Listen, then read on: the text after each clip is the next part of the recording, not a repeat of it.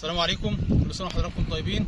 مع حضراتكم مهندس علام السيد احمد، دعم فني شركه شورى للكيماويات. ان شاء الله النهارده موجودين في منطقه الحمول، بنتابع نتائج مركب دولفيك وبيت حشائش للقضاء على الحشائش العريضه ورفعه الاوراق في محصول القمح بمعدل 400 سم للفدان. الحقل اللي ورايا ده انا جيت قبل كده وصورت فيه قبل التجربه، كان عمره بالظبط 27 يوم. طبقنا المركب بمعدل 400 سم للفدان، كميه ماء الرش 140 لتر ميه للفدان.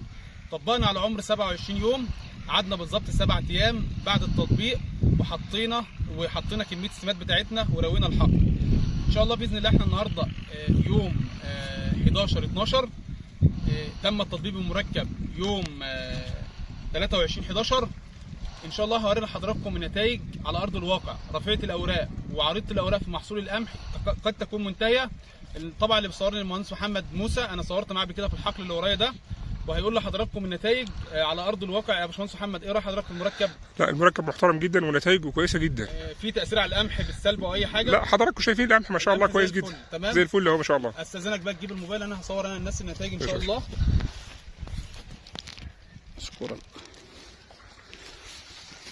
احنا ان شاء الله باذن الله هنوري حضراتكم النتائج على ارض الواقع. انا في القمح اهوت، الجعضيد قد يكون منتهي، الجعضيد نفس القصه منتهي، الزربيح خلاص منتهي بنسبه 100%.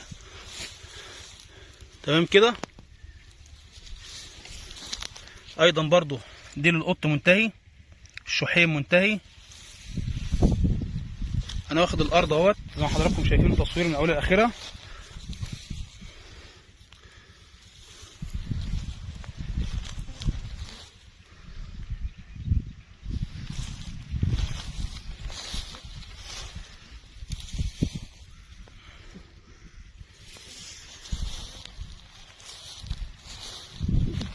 مفيش اي تاثيرات على القمح خالص، القمح زي الفل كانه اصلا ما ترشش.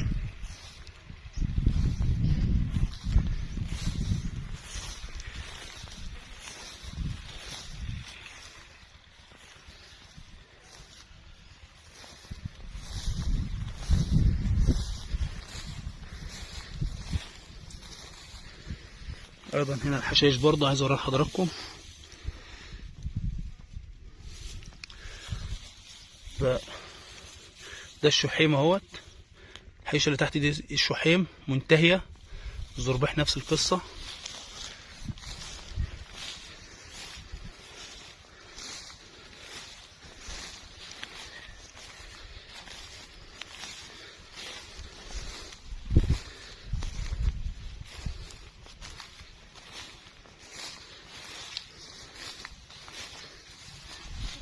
ديل القطه يا جماعه متفحم، مركب شغال لعرضه رفيعه، بس اهم حاجه تطبق صح. الخبيزه طبعا المزارعين بيعانوا منها، ده صوره الخبيزه بعد المعامله اهيت، ده خبيزه اهيت، الجدر خلاص عفن. تمام كده، الخبيزه منتهيه. الخبيزه اللي بيعاني منها مزارعين كتير بتعاني منها وبيقولوا ما بتموتش. الدولفيك الجاي فيها نتائج ممتازه زي ما حضراتكم شايفين. ديل القط اهوت برضه منتهي، بالاضافه للنفل خبيزه منتهيه، الجعضيد خبيزه ايضا اهيت، بالاضافه للجعضيد الشحيم، النفل، عنب الديب، الحميض، نتائج فوق الممتازه. دولفيك 400 سم للفدان. اهم حاجه يا جماعه عمر التطبيق، احنا بنطبق من عمر 25 يوم ل 30 يوم.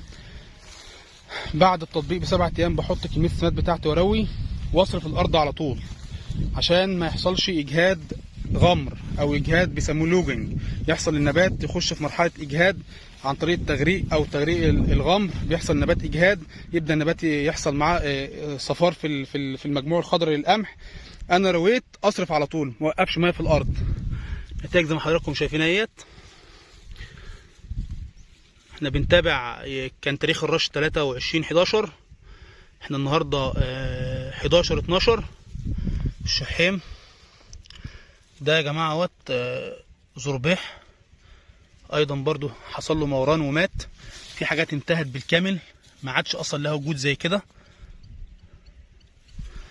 يبقى اذا حضراتكم توصياتنا للدولفيك، هنشتغل بمعدل 400 سم للفدان على 140 ل 160 لتر ميه.